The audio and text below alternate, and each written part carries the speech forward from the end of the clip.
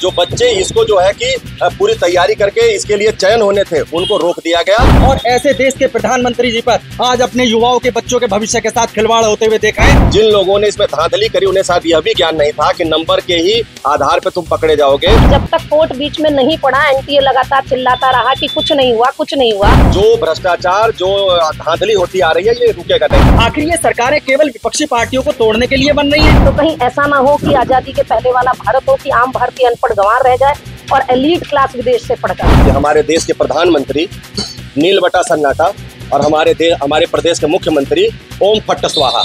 सरकार शायद नहीं चाहती कि पढ़े लिखे लोग हों और बच्चे पढ़ लिख के कुछ सवाल पूछें। तो हमारे बच्चों ने 13 लाख बच्चों ने एग्जाम की परीक्षा पास की है और 1 लाख हमारे पास सीट है। कहाँ ये नियम था कि नीट में अगर किसी को 20 मिनट लेट हुए तो उसको पेपर दे दिए, पेपर के बदले उसको ग्रेसिंग मार्क्स दिए जाएंगे। नीट परीक्षा मामले में एक नया मोड़ सामने निकल कर आया। गाजियाबाद में भी अब नीट एग्जाम को लेकर आवाज उठती हुई नजर आ रही है। हमारे साथ कुछ लोग मौजूद हैं, इनसे सीधी बातचीत करेंगे और जानेंगे जिस तरह से परीक्षा को लेकर लगातार आवाज उठाई जा रही है, जंतर मंतर पर लगातार युवाओं के द्वारा विरोध प्रदर्शन किया जा रहा है, जनता क्या सोचती है, तो सीधी बातचीत करेंगे। अनिल की जिस तरह से नीट एग्जाम मामले में अब अलग अलग तरीके की बातें सामने निकल कर आ रही है और बच्चे वहाँ जंतर मंतर पर बैठकर विरोध प्रदर्शन कर रहे हैं, किस तरह से देखते हैं? ये बहुत ही दुखद है। मैं आपको बताना चाहता हूँ कि जो एजेंसी है जो नीट का एग्जाम कंडक्ट कराती है उसको तुरंत बर्खास्त करके और पूरी की पूरी जो रिजल्ट आई है इसको बर्खास्त करना चाहिए। और देश के जो युवा बच्चे हैं जो रात दिन मेहनत करते हैं, लगन से मेहनत करते हैं, खाना पीना छोड़ करके वो रात रात भर जग करके परिश्रम करते हैं, जिन्होंने उम्मीद लगा रखी थी, जिनके अभिभावकों ने उम्मीद लगा रखी थी कि मेरे बच्चे का इस बार नीट में सिलेक्शन हो जाएगा, उनका सिलेक्शन नहीं हो पाना ये बहुत ही दुर्भाग्यपूर्ण है। और मैं भारत सरकार से, उत्तर प्रदेश सरकार से जरूर मांग करूंगा कि इस पे विचार करें और विचार करने के उपरांत इस पूरी की पूरी व्यवस्था को और इस एग्जाम को बिल्कुल कैंसिल कर देना चाहिए। दोबारा से इसका जो है कि पुनः जो है इसका परीक्षा कराना चाहिए, क्योंकि इसमें इतनी बड़ी धांधली हुई है कि जिसको लेकर के हर बच्चा, पूरा देश बल्कि संशय में है कि इतना बड़ा भ्रष्टाचार, इतना बड़ा जो है कि धांधली कैसे हो सकता है। आपको बता दें कि ये पेपर -1 +4 का एग्जाम था। अगर बच्चा सही क्वेश्चन को हल कर देता है तो उसका 4 नंबर जुड़ जाता है और अगर गलत करता है तो -1 और +4 मतलब -5 होता है। लेकिन जिन लोगों ने इसमें धांधली करी उन्हें शायद यह भी ज्ञान नहीं था कि नंबर के ही आधार पे तुम पकड़े जाओगे। अगर किसी बच्चे ने एक क्वेश्चन गलत कर दिया तो 720 में से 5 नंबर घटेंगे, माने उसको 715 नंबर मिलने चाहिए, जिसको 717 नंबर मिल गया। तो ये बहुत बड़ा धांधली है, बहुत बड़ा स्कैम है। और जो बच्चे इसके लायक थे, जो बच्चे इसको जो है कि पूरी तैयारी करके इसके लिए चयन होने थे, उनको रोक दिया गया। और इसके पीछे मैं बताना चाहता हूं आपको, सबसे बड़ा कारण इस देश के प्राइवेट स्कूलों, प्राइवेट संस्थानों का देन है, क्योंकि उनको बड़ा नाम चाहिए, बड़ा व्यापार चाहिए और इसको पूरी संजीदगी से और पूरे जो है कि प्लानिंग के तहत जो है इसको जो है परिणाम दिया गया है। और जब तक इस देश से प्राइवेटाइजेशन को समाप्त नहीं किया जाएगा, सरकारी संस्थानों को आगे नहीं बढ़ाया जाएगा और सरकारी संस्थाओं पे प्राइवेट लोगों का जो आधिपत्य जमता जा रहा है उसको पे रोक नहीं लगाया जाएगा, तब तक ऐसे जो भ्रष्टाचार, जो धांधली होती आ रही है ये रुकेगा नहीं। इसके लिए सबसे पहले प्राइवेट और प्राइवेटाइजेशन पे पूरा रोक लगना चाहिए। प्राइवेट हॉस्पिटल है, प्राइवेट स्कूल है, इंस्टीट्यूट है, मेडिकल कॉलेज है प्राइवेट, इन सबको अपना नाम कमाने के लिए, अपनी संस्थाओं को चलाने के लिए इन बड़ी बड़ी एजेंसियों को लाखों अरबों करोड़ों रुपए दे करके अपने बस में किया जाता है और अपने चयनित बच्चों को अरबों रुपए दे करके उनको सिलेक्शन करवाया जाता है, ताकि उस विद्यालय का, उस संस्थान का नाम हो, ताकि प्राइवेट लोग और हम अभिभावकों के बच्चे वहां पर प्रेरित हो जाने के लिए और उनका व्यापार चल सके। ये सबसे बड़ा खुलासा है। आपको मैं बता दूं, इसमें सबसे बड़ी धांधली यही प्राइवेट जो संस्थान चलाने वाले बड़े बड़े उद्योगपति लोग हैं, जो सांसद हैं, विधायक हैं, जो मंत्री हैं, ये इन्हीं का स्कूल है, इन्हीं का विद्यालय और इन्हीं की ही कारस्तानी है। ये किसी और का कारस्तानी नहीं है। यह इस देश का दुर्भाग्य है कि इस देश का शिक्षा मंत्री अगर यह कहता है कि नीट में कोई भी गड़बड़ी नहीं हुई है और अपने भाषण के 2 ही मिनट बाद कहता है कि इसके लिए गठन कर दिया गया है एजेंसी का जो जांच करके रिपोर्ट है। जब कोई गड़बड़ी ही नहीं हुई तो फिर एजेंसी का गठन करने की आवश्यकता क्या है। और दुर्भाग्य यह है कि जिस देश में इतने बड़े बड़े पढ़े लिखे लोग हैं, उस देश की जनता के बच्चे पढ़ लिख करके इस नीट का एग्जाम देते हैं, और इस एग्जाम में पता है कि 720 में से अगर एक बच्चा हमारा गलत नंबर करता है तो उसके 5 अंक कटेंगे। 719 कैसे आए, ये आंकड़ा कौन तय करेगा, किसने बताया। इस पे भी अगर मीडिया चुप है और इस पे भी अगर सरकार चुप है, इस पे अगर हमारे देश के प्रधानमंत्री और हमारे यशस्वी मुख्यमंत्री जी का कोई भी जो है कि जवाब नहीं है, तो मुझे लगता है इससे बड़ा दुर्भाग्य कुछ नहीं हो सकता। और मैं यही कहना चाहूंगा कि हमारे देश के प्रधानमंत्री नील बटा सन्नाटा और हमारे प्रदेश के मुख्यमंत्री ओम फट्ट स्वाहा, हो गया देश का कल्याण। मुझे लगता है कुछ नहीं हो सकता इस देश का, बहुत ही बुरा हालात है देश का, कुछ नहीं हो सकता। पढ़े लिखे लोग जब सत्ता में आएंगे नहीं, और पढ़े लिखे लोगों को सत्ता में आ भी गए तो उनको जेल में ठूंस दिया जाएगा और जनता चुपचाप मूक दर्शक बैठ करके देखती रहेगी। तो देश इसी रास्ते पे चल रहा है, फर्जी विश्व गुरु बनने की तरफ। आज नीट हुआ है, कल आपने देखा चुनाव से पहले 60 लाख बच्चे जो उत्तर प्रदेश में पुलिस भर्ती के लिए आवेदन किए, उनके साथ में भी ऐसा ही भद्दा मजाक किया गया।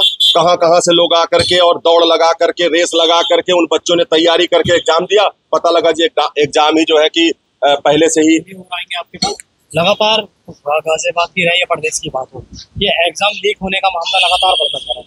क्या मानते हैं आप, किसका हाथ इन चीजों पर रहता है जो इनके खिलाफ कार्रवाई नहीं हो पाती? देखिए, शिक्षा के लिए सरकार कितनी संजीदा है, इन सब स्कैम से ये पता चलता है कि सरकार शायद नहीं चाहती कि पढ़े लिखे लोग हों और बच्चे पढ़ लिख के कुछ सवाल पूछें। क्योंकि अगर हम नीट के ही एग्ज़ाम की बात करें तो लगभग 24 लाख बच्चों ने इस बार एग्ज़ाम दिया, और उस 24 लाख में से एनटीए ने, नेशनल टेस्टिंग एजेंसी, जो 2017 में सरकार ने बनाई थी पारदर्शी कॉम्पिटिटिव एग्जाम के लिए, उसकी पारदर्शिता सबके सामने है आज कि पेपर लीक होने की खबरें आ रही हैं। जिस दिन 4 मई को 5 मई को पेपर था, उससे 24 घंटे पहले पेपर लीक हो चुका था।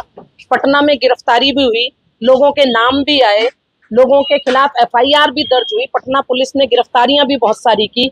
इवन जिन बच्चों को बैठ के वो पेपर रटाया गया था, उनमें से भी एक बच्चे की गिरफ्तारी पटना पुलिस ने की। और उसके बावजूद भी शिक्षा मंत्री ये बयान देते हैं कि कहीं कोई साक्ष्य नहीं है, तो इसको हम क्या कहेंगे। ये हमारी विडंबना है कि अब तो ऐसा लगने लगा है कि बच्चों को पढ़ाई कराने से पहले कि तुम नीट दो, तुम जेईई मेंस दो, तुम पुलिस भर्ती दो, तुम टीचर का एग्जाम दो, ऐसा लगता है कि अब तो सबसे पहले बच्चों को कोर्ट जाना सिखाना पड़ेगा, कोर्ट में पीआईएल कैसे दाखिल होती है ये बताना पड़ेगा, क्योंकि सारे ही एग्जाम जो है वो कोर्ट से ही दिशा निर्देश से हो रहे हैं। इसमें भी जब तक कोर्ट बीच में नहीं पड़ा, एनटीए लगातार चिल्लाता रहा कि कुछ नहीं हुआ, कुछ नहीं हुआ, जबकि एक बहुत बड़ी धांधली जो एक आम बच्चे को भी समझ में आ रही थी कि नीट और जेईई जैसे एग्जाम में ग्रेसिंग मार्क्स का कोई कंसेप्ट नहीं है। ग्रेसिंग जो मार्क्स थे वो सीबीएसई बोर्ड के 10th और 12th के एग्जाम में दिए जाते हैं, और वहां भी अगर पेपर लेट शुरू हुआ या बच्चे का टाइम वेस्ट हुआ तो उसको एक्स्ट्रा टाइम दिया जाता है। और नीट के एग्जाम में अगर 8 सेंटर पर पेपर लेट हुआ, पेपर गलत खुल गया, तो जिन्होंने वो पेपर गलत खोलो, क्या उन सेंटरों पर कोई कार्रवाई हुई? यहाँ भी हम देखते हैं कि हर एक स्कूल में कहीं ना कहीं कभी ना कभी कोई पेपर होता रहता है, और जरा सी भी गड़बड़ होते ही टीचर्स को सस्पेंड कर दिया जाता है तुरंत। तो उन 8 सेंटर पर सिर्फ ये कह के कि गलती से दूसरा पेपर खुल गया था, ये एनटीए क्या कहना चाह रहा है? और एनटीए जो कहीं एग्जाम होता है तो बच्चों को कहा जाता है घड़ी पहन कर ना जाओ, लड़कियों को कहा जाएगा कान में कुछ पहनकर मत जाओ, इवन हाथ में कड़े भी हैं तो वो भी उतरवा लिए जाएंगे। एक तरफ आप इतनी पारदर्शिता दिखा रहे हैं और दूसरी तरफ आपने ग्रेसिंग मार्क्स का कंसेप्ट अपनी मर्जी से चला लिया। कहाँ ये नियम था कि नीट में अगर किसी को 20 मिनट लेट हुए तो उसको पेपर दे दिए, पेपर के बदले उसको ग्रेसिंग मार्क्स दिए जाएंगे।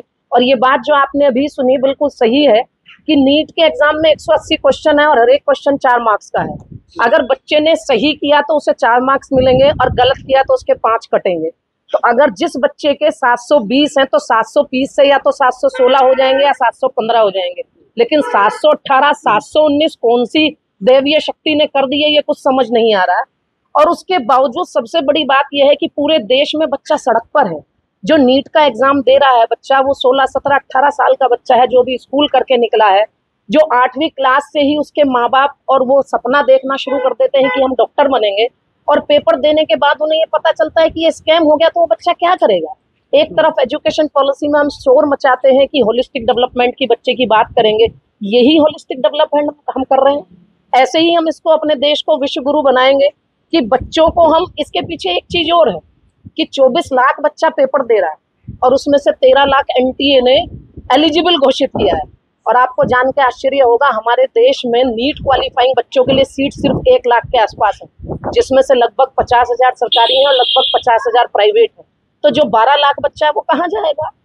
वो बच्चा जिनके पास पैसा है वो उसको यूक्रेन भेज देंगे, रशिया भेज देंगे, चाइना भेज देंगे, वहां से बच्चा मेडिकल करके आएगा और फिर हम कहेंगे देशभक्ति दिखाए वो बच्चा। क्या बच्चा दिखा पाएगा देशभक्ति? तो हमारे देश की सरकारें, हमारे देश की मीडिया, आपके माध्यम से मैं मीडिया से भी अपील करना चाहूंगी कि नेताओं की बहस दिखाकर कि कांग्रेस में क्या हो रहा है, बीजेपी में क्या हो रहा है, कौन नेता कहाँ पलटी मार रहा है, इन सबको छोड़कर अगर इन मुद्दों पर डिबेट की जाए कि देश में शिक्षा संस्थान कैसे बने।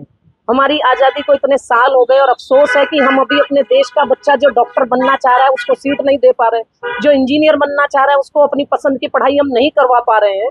और हमारे देश में शिक्षा भी प्राइवेटाइजेशन की तरफ तेजी से भाग रही है। तो कहीं ऐसा ना हो कि आज़ादी के पहले वाला भारत हो कि आम भारतीय अनपढ़ गंवार रह जाए और एलीट क्लास विदेश से पढ़कर आए। तो इस नीट में जो स्कैम हुआ है इसकी संपूर्ण जिम्मेदारी एनटीए की है। और मैं आपके माध्यम से ये अपील करना चाहती हूँ माननीय मुख्यमंत्री जी से, शिक्षा विभाग से, धर्मेंद्र प्रधान जी से, कि तुरंत इस संस्था को बर्खास्त करके और ये रीनीट कराया जाए। कोर्ट के आदेश पर क्वेश्चन नहीं उठाना चाहिए, लेकिन फिर भी मैं कहना चाहूंगी कि कोर्ट ने ये आदेश दे दिया कि जिन 1563 बच्चों ने कोर्ट में रिट दाखिल कर दी उनका री एग्जाम होगा, जबकि हम सब जानते हैं क्या हर एक बच्चा कोर्ट पहुंच पाया होगा?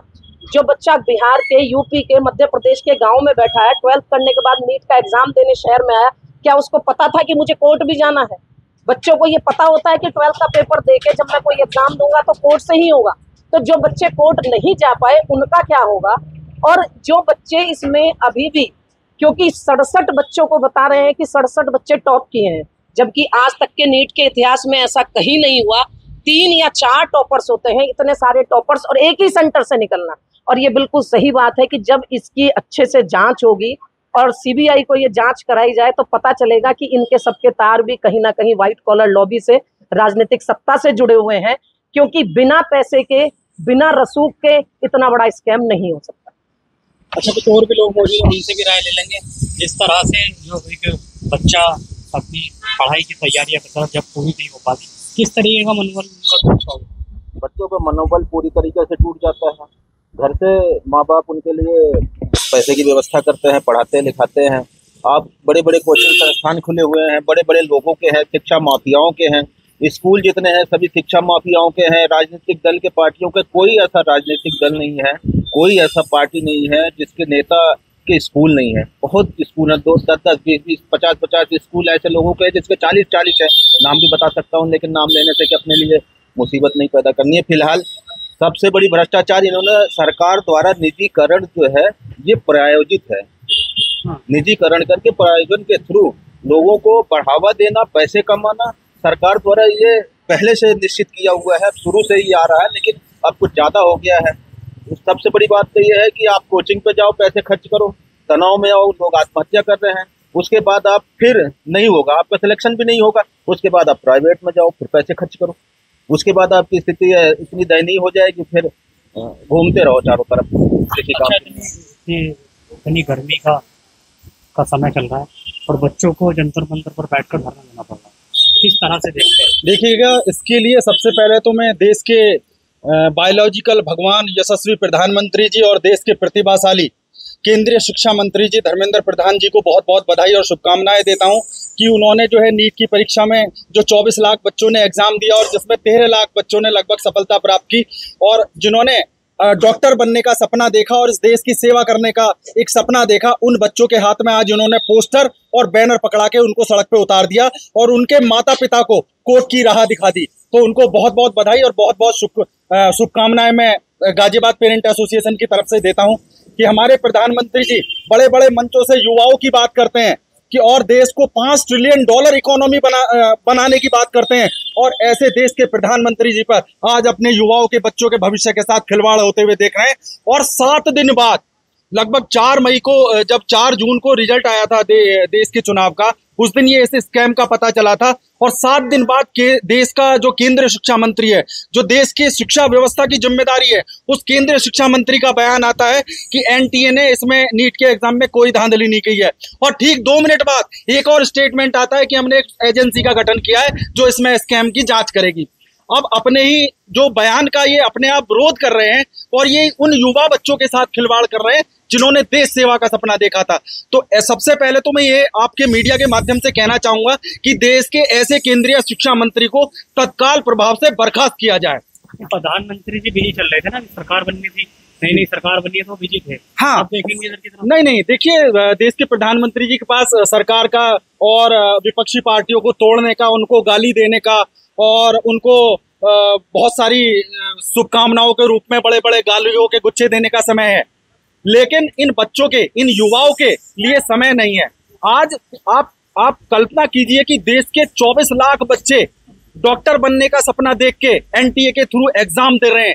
तो हम तो अपने आप में डॉक्टर्स की फैक्ट्री भारत में लगा सकते हैं। इन 24 लाख बच्चे अगर हमारे डॉक्टर बन जाएं, अगर इनको हम कॉलेज दे दें, देश में 695 कॉलेज हैं कुल, हमारी 140 करोड़ की जनसंख्या है और 695 कॉलेज हैं, जिसमें केवल एनटीए की 1 लाख सीटें हैं, 55,000 सीटें प्राइवेट स्कूलों में हैं और जो 50,000 सीटें हैं वो निजी जो सरकारी कॉलेजों में है। तो हमारे बच्चों ने 13 लाख बच्चों ने एग्जाम की परीक्षा पास की है और 1 लाख हमारे पास सीट है, तो 12 लाख बच्चे कहाँ जाएंगे? वो बच्चे वहां जाएंगे, कुछ यूक्रेन जाएंगे, कुछ रूस जाएंगे, कुछ अमेरिका डॉक्टरी करने जाएंगे और फिर हमारे देश के प्रधानमंत्री जी कहेंगे कि जी देशभक्ति दिखाओ अपने देश में आके। अच्छा, ये सब चीजें देखी जाती है स्वास्थ्य को लेकर। हमारे यहाँ पर जिला अस्पताल है, उसके अंदर देखा जाता है कि डॉक्टरों की कमी देखी जाती है। तो जब ये बच्चे पढ़ेंगे लिखेंगे तो ये और आगे की तरफ बढ़ेंगे। नहीं, देखिए इससे बड़ा उदाहरण क्या हो सकता है कि 13 लाख बच्चे हमारी डॉक्टर की परीक्षा में पास हुए हैं और हमारे देश में कुल 1,06,000 सीटें हैं। अब 1,06,000 सीटों पे भी उसी भी परीक्षा में स्कैम हो गया, वो बच्चे आज कोर्ट की तरफ उनको रुख करना पड़ा। अब ये बताइए कि जब ये सरकारें कुछ नहीं करेंगी, केंद्रीय शिक्षा मंत्री कुछ नहीं करेंगे, तो इन सरकारों का औचित्य क्या है? आखिर ये सरकारें केवल विपक्षी पार्टियों को तोड़ने के लिए बन रही हैं, खाली गठबंधन करने के लिए बन रही हैं। ये कहते हैं कि हम 80 करोड़ लोगों को, यहाँ 80 करोड़ गरीब लोगों को हम राशन दे रहे हैं, तो इनके कोई मीडिया वाला इनसे पूछ सकता है कि इनके बाप का पैसा है क्या है? ये अपने घर से ला रहे हैं पैसे, क्या जनता से इन्होंने पूछ के दिया? मध्यम वर्ग के परिवार इनको टैक्स देते देते मर गया और ये कह रहे हैं कि हम 80 करोड़ लोगों को राशन दे रहे हैं। तो 80 करोड़ लोगों तो हम लोग हमारे भारत में वैसे ही गरीब हैं और तुम $5 ट्रिलियन की इकोनॉमी बनाने का भारत को सपना देख रहे हो। ये फर्जी सपने हैं, फर्जी राष्ट्रवाद हैं। इन्होंने जनता के जो है राष्ट्रवाद का और धर्म का चश्मा पहना दिया है और ये पूरे देश की जनता को गुमराह कर रहे हैं। ऐसे केंद्रीय शिक्षा मंत्री को तत्काल प्रभाव से बर्खास्त किया जाना चाहिए। तो साफ तौर पर पेरेंट एसोसिएशन के लोग हमारे साथ मौजूद थे, जिन्होंने तमाम मुद्दे ऐसे उठाए कि शिक्षा को किस तरह से सुधारा जा सकता है। जिस तरह से नीट के एग्जाम में जो चीज़ें देखी गई हैं उसका भी विरोध साफ तौर पर करते हुए नजर आए। केंद्रीय मंत्री की साफ तौर पर मांग करेंगे उनको हटाया जाए और जो लोग इसमें इन्वॉल्व हैं उनके खिलाफ सख्त से सख्त कार्रवाई की जाए। अब ये देखने वाली बात होगी कि जो जंतर मंतर पर बच्चे जो विरोध प्रदर्शन कर रहे हैं उनको कब तक न्याय मिल पाता है। सोनू खान, जनहित टाइम्स, गाजियाबाद।